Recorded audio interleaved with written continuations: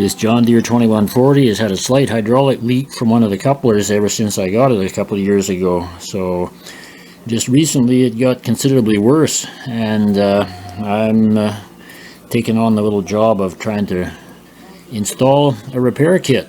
And let's see if old Roosty can mess this one up.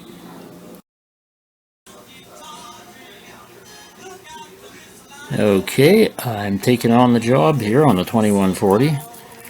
The hydraulic coupler had been leaking pretty much since the day I got this tractor a few years ago.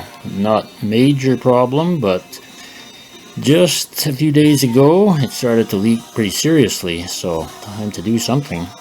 Anyway, I got the hydraulic repair kit, seal kit, with all the necessary parts to do one complete coupler. That's 2 barrels. It's all in one kit, something over $50 as I recall. All the necessary seals, a few O-rings and backup washers. And definitely take the coupler off the tractor to work on it. I started out with it still attached to the tractor and soon gave up on that idea. You just cannot get at the back side of that coupler to work on it when it's on the tractor.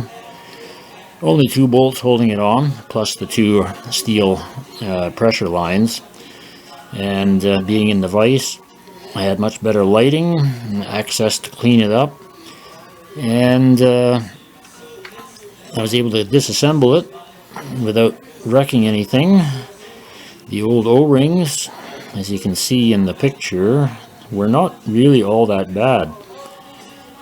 But obviously something was leaking, and since I got the new kit there, I figured I'll put the new parts in, and that proved to be fairly difficult for an amateur that's never done it before. I did watch several videos on YouTube of different guys doing the job. I think one was Bundy Bear. He was working on a 4230 series coupler, and I learned quite a bit on there, which was pretty helpful because I'd have been pretty much working blind here and putting things together backwards. You can see the hole in the coupler where the locking lever goes through. There's a little O-ring both top and bottom of that. They weren't too hard to do, but that little spring and E-clip, which is the last part you put on, that just about had me beat. I actually had to make a special tool to install that. Unfortunately, I forgot to take any pictures or record it, but trust me, it was a pretty crude piece of engineering, just basically a piece of metal I flattened the end out on and cut a slot in it. It worked anyway. So here it is all back on the tractor. You can notice that Welch plug on the top there has got a hole in it. Evidence that somebody has been in there before doing a repair previously, so it looks as if this coupler has been leaking in the past, and maybe it has a chronic problem in there. It might be just 8,000 plus hours of wear and tear is catching up on it. I don't know, but we'll see, I guess, with the new O-rings in here now. Hopefully it will be good. I ran the bucket through a few lifting cycles back and forth, and there was no obvious leaks. Now I don't know whether they're going to show up later on under pressure when I start lifting heavy loads. It's interesting that the biggest leak that has showed up on it was it happened while it was parked in the shed with the engine not even running under zero pressure.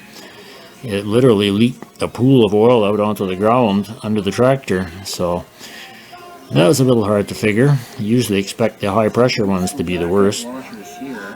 And here we are with the little backup washer that I partially damaged trying to install the wrong way. You're actually supposed to thread those things in, like turn them in like a bolt or a screw, and that works not too bad. But I was having clearance problems. The O-ring was, or the seal I should say, was so fat that there was hardly room to get the backup washer in place. But anyway, I hope the video is of some interest here, and maybe help somebody else out in the future. What to do, what not to do, whatever. Anyway, enjoy the video. Stay